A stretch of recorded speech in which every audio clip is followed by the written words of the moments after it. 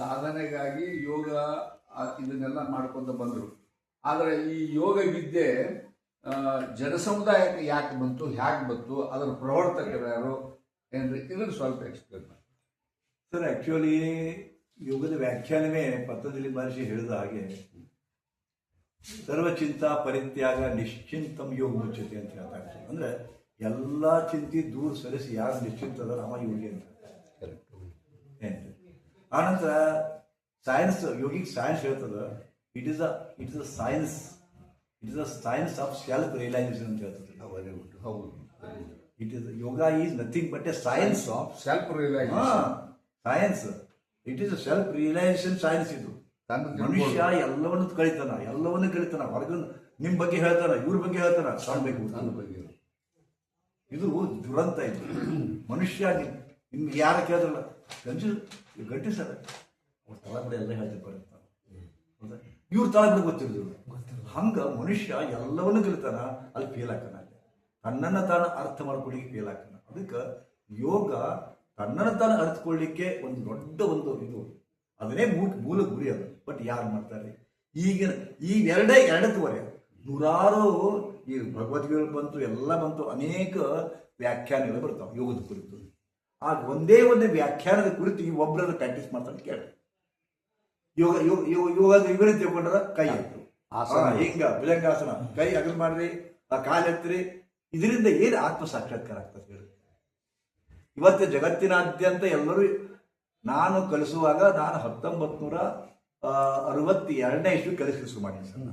ನಾ ಹೇಳಿದ್ದಿಲ್ಲ, ಪಟೇಗಾರ್ ಗುರುಗಳಿಂದಾಗಿ ನಾನು ಎಲ್ಲ ನನ್ನ ಇದಕ್ಕೆ ಕಲಿಸಲು ಶುರು ಮಾಡಿದ್ದೀನಿ. ಅವಾಗ ಯೋಗ ಅಂದ್ರೆ ಯಾರಿಗೂ ಗೊತ್ತಿರಲಿಲ್ಲ. ಏನ್ರಿ, ಅವಾಗ ಏನು ಗೊತ್ತೇ ಇರಲಿಲ್ಲ ಸರಿ. ಮತ್ತೆ ಯಾರೂ ಯೋಗ ಕಲಿಸೋರು ಇರ್ಲಿಲ್ಲ, ಹೌದಾ? ಇವತ್ತ ಗಲ್ಲಿಗೆ ಸಾವಿರಾರು ಮಂದಿ ಸಿಗ್ತಾರೆ ಸರ್. ಈ ನನ್ನ ಶಿಷ್ಯರ 1000 ಗಟ್ಟಲೆ ಮಂದಿ ಕಲಿಸ್ತಾರೆ. ಬಟ್ ಅವರಿಗೆ ಯೋಗಿಕ್ ನಾಲೆಜೇ ಇಲ್ಲ, ತಮ್ಮ ಬಗ್ಗೆ ತಮ್ಗೆ ಗೊತ್ತಿಲ್ಲ. ಒಬ್ಬ ಸೈಕಾಲಜಿಸ್ಟ್ ಇರ್ತಾನ, ನಿಮ್ಗೆ ಎಲ್ಲ ಸೈಕಾಲಜಿ ಅರ್ಥ ಮಾಡ್ಕೊಂತಾನ, ಆದ್ರೆ ತನ್ನ ಸೈಕಾಲಜಿ ಗೊತ್ತಾಗುದಿಲ್ಲ, ಮನೆಯ ಹಿಂದಿ ಸೈಕಾಲಜಿ ಗೊತ್ತಾಗುದಿಲ್ಲ. ಏನ್ರಿ, ಅದಕ್ಕೆ ನಾನು ಒಂದು ಕವನ ಬರ್ತಿದ್ದೆ ಸರ್. ನಾವು ಅವಾಗ ಕನಿಷ್ಕ ಅಂತಕೊಂಡು ಒಂದು ವಿಮಾನ ದುರಂತ ಅಂತ ಗೊತ್ತದ ಸರ್. ಹೌದಾ? ಒಂದು ಕವನ ಬರೆದೆ. ಸಾಗರದ ತಳದಲ್ಲಿ 1000 ಮೀಟರ್ ಆಳಕ್ಕಿಳಿದು, ಸಾಗರದ ತಳದಲ್ಲಿ 1000 ಮೀಟರ್ ಆಳಕ್ಕಿಳಿದು ಕನಿಷ್ಕದ ಕಪ್ಪು ಪೆಟ್ಟಿಗೆ, ಬ್ಲಾಕ್ ಬಾಕ್ಸ್ ಅಂತ ಇರ್ತೀರಿ, ಕನಿಷ್ಕದ ಕಪ್ಪು ಪೆಟ್ಟಿಗೆಯ ಹೆಕ್ಕಿ ತೆಗೆಸಿದ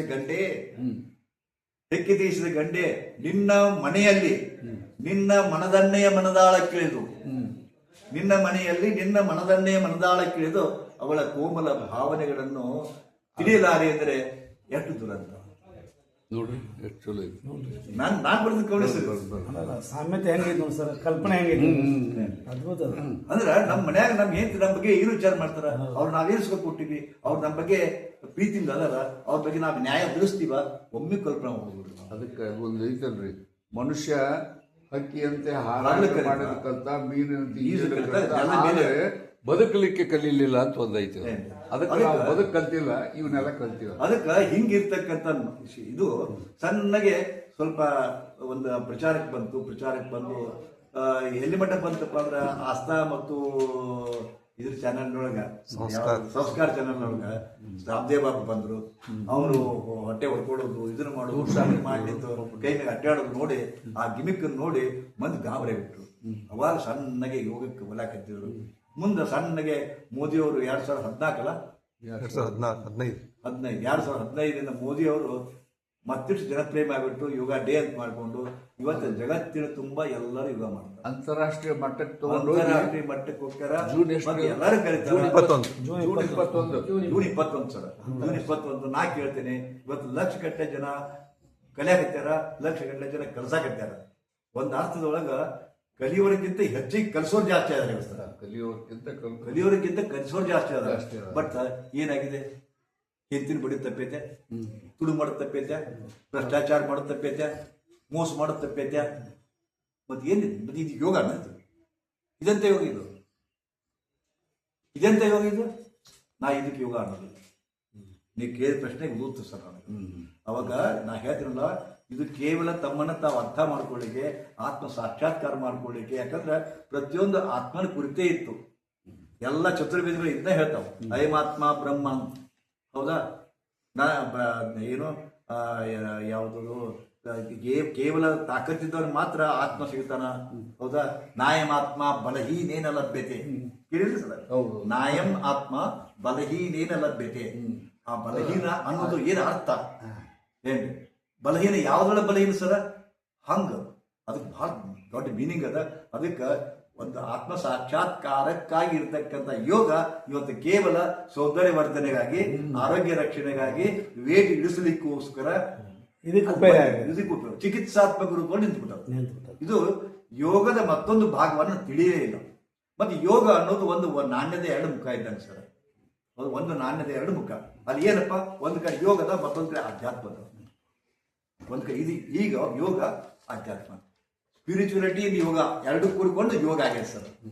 ಆದ್ರೆ ವಿತೌಟ್ ಸ್ಪಿರಿಚುಯಾಲಿಟಿ ಯೋಗ ಕಲಿತಾರೆ. ಆಧ್ಯಾತ್ಮದ ಗಂಧವೇ ಇಲ್ಲ, ಯೋಗವನ್ನು ಕಲಿಸಕತ್ತಾರ. ಅದು ಎಂತ ಯೋಗ? ಬರೀ ಪ್ರಾಣಾಯಾಮ, ಒಂದಿಟ್ಟು ಮೂಗು ಮುಚ್ಚು ಕೂಡುದು, ಕನ್ಸೋದು ಕೂಡುದು, ಕಾಲೆತ್ತುದು, ಕೈ ಎತ್ತುದು.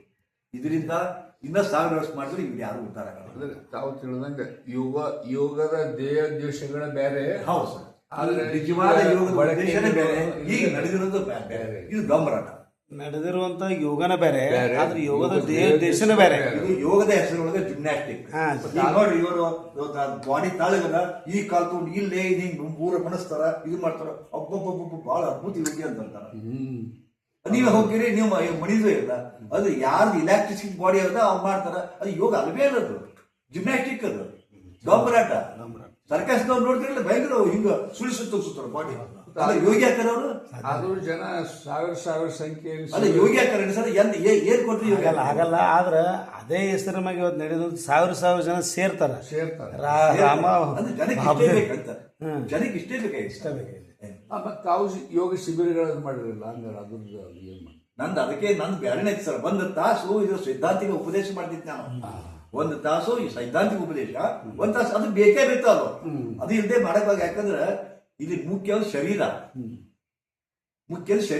ಶರೀರ ಇದ್ರೆ ಮನಸ್ಸು, ಮನಸ್ಸಿದ್ರೆ ಶರೀರ, ಎರಡು ಒಂದಕ್ಕೊಂದಲ್ಲ.